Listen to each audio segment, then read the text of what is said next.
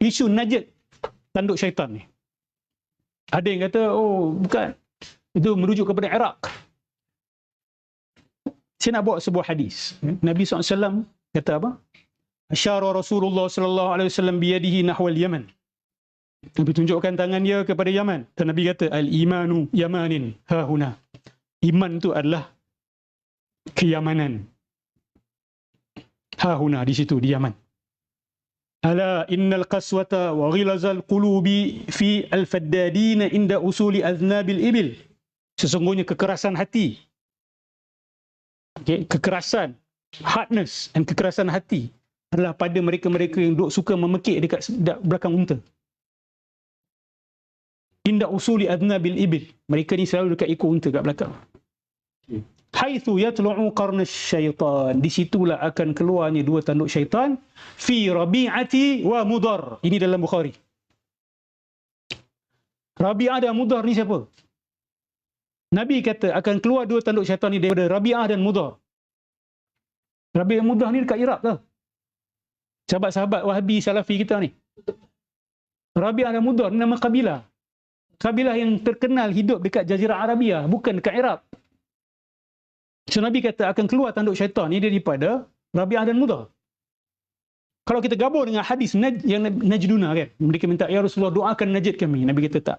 Dari situ akan keluar tanduk syaitan. Ni Nabi jelaskan. Dan memang Rabi'ah dan Mudar ni daripada mana mereka? Daripada Najd. Dan Najd memang di timur Madinah. Exactly at timur Madinah.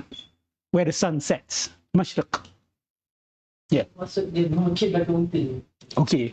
Dalam hadis lain Nabi jelaskan bahawa orang-orang yang jaga unta ni dia biasanya dikeras. Dan orang-orang Najd memang jaga unta. Beza dengan orang yang jaga kambing, Nabi kata. Sebab tu Nabi penggembala unta ke penggembala kambing? Kambing. Dia ada kesan kepada psikologi.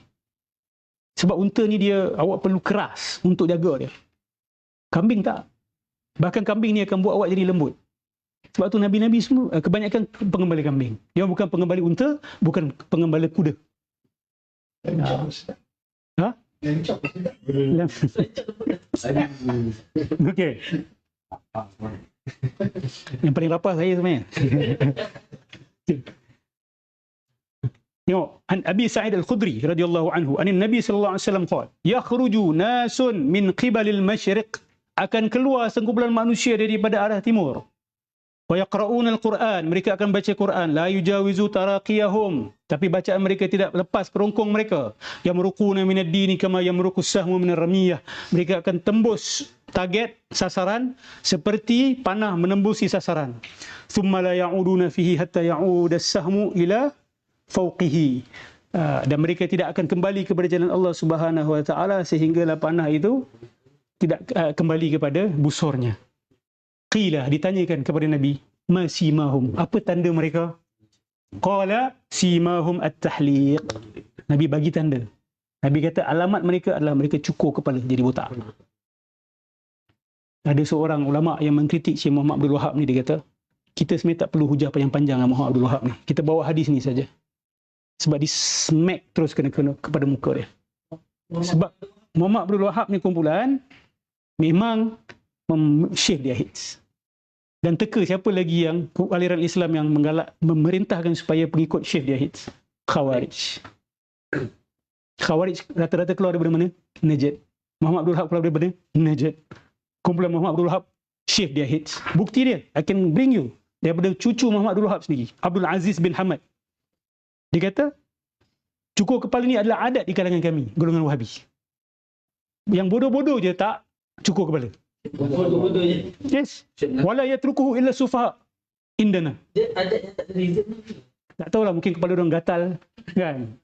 Tak basuh kepala ke apa, wallahu alam. Tak. Bila Nabi dah bagi petanda ni, kenapa Nabi sebut benda tu? Dan aliran mana dalam Islam yang menjadikan cukur kepala ni sebagai tanda mereka? Siapa? Ahlus Sunnatul Asy'ariyah ada buat benda ni.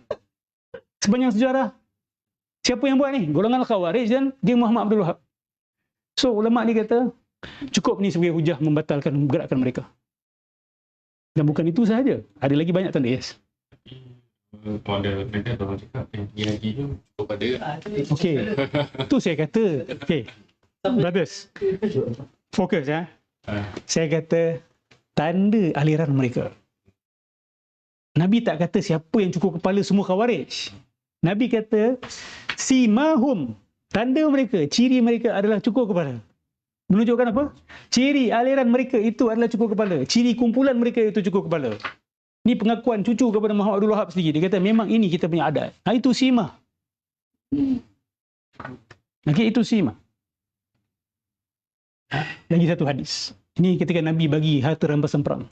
Hadis sahih ni. Datang siapa? Fa'aqbala rajulun ghairal ainain. Seorang lelaki yang mata dia ni dia macam mata termasuk sikit lah. Dia ada macam dia punya ni dalam sikit. Okey.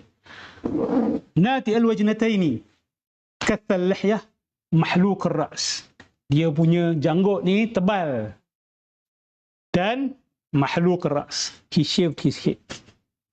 Faqala, dia kata, ya Muhammad ittaqillah.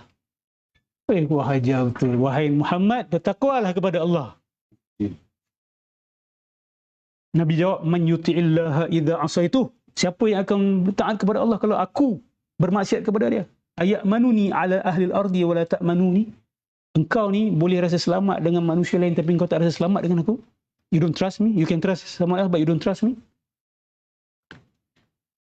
Fasa'ala rajulan minal qawmi qatlahu. Ada seseorang datang kata, ya Rasulullah, izinkan aku untuk bunuh dia. Nabi kata jangan. Falamma walla, bila dia lalu pergi, qala, apa Nabi cakap? Inna min dhi'i hadha qauman yakhrujun. Daripada kalangan orang ini. Dhi'i ini bukan tulang sulbi ya. Dhi'i ini daripada kalangan dia, grup dia ini akan keluar satu kaum yang baca Quran dan Quran itu tidak lepas kerongkong mereka dan mereka akan keluar daripada agama seperti mana keluarnya panah daripada target sasaran. Yaqtuluna ahlal Islam, mereka akan bunuh orang Islam. Wa yad'una ahlal awthan, dan mereka akan meninggalkan dan membiarkan penyembah-penyembah berhala. La in ana adraktuhum la aqtulannahum qatla'at. Kalau aku jumpa kumpulan ni, aku akan perangi mereka seperti mana kaum Ad diperangi. Keras tak bahasa Nabi SAW? Siapa lelaki ni? Siapa nama dia? Dhul Huwaisirah At-Tamimi. Bani Tamim. Bani Tamim ni Bani siapa? Muhammad bin Abdul Wahab. Bani Tamim keluar daripada mana? Najd. How can we deny all these things? Dia punya perkaitan ni sudah cukup kukuh. Kita bukan nak kata Muhammad Abdul Wahab sahaja yang buat kejahatan ni. Tak. Dia ada satu masalah yang keluar daripada kawasan tu yang Nabi tak nak berkati. Nabi tak nak doakan. Kenapa tidak kita Kenapa kita tidak kata itu adalah Ibn Tumat? Kan? Saya try pakai topi Wahabi saya lah. Macam mana Ibn Tumat keluar daripada Najd pula? Yalah, mungkin ramai yang tak tahu kan. Keluar daripada timur. Ibn Tumat tidak membotakkan kepala dia. Kan? Dan Ibn Tumat tidak keluar daripada kawasan tu. Ibn Tumat daripada Maghrib, Morocco. Kan? Okay. So harap sahabat-sahabat dapat manfaat daripada soalan sahabat kita. Yes. Nak tanya pasal hadis yang pasal Khawarij tu. Ada, tak tahu sobat dengar tak, yang pasal lagi satu hadis pasal Khawarij yang dia tegur Rasulullah SAW untuk adil. Lepas tu Rasulullah lepas dia lalu pergi tu, Rasulullah cakap, siapa lagi nak adil kalau bukan aku kan? Ni hadis yang saya baca tadi tu. Lepas tu bukan ada yang lagi satu dari narration cakap Rasulullah suruh sahabat pergi pancung kepala dia. Lepas tu dia bukan itu bukan hadis ini. Bukan. Itu hadis lain. Hadis lain.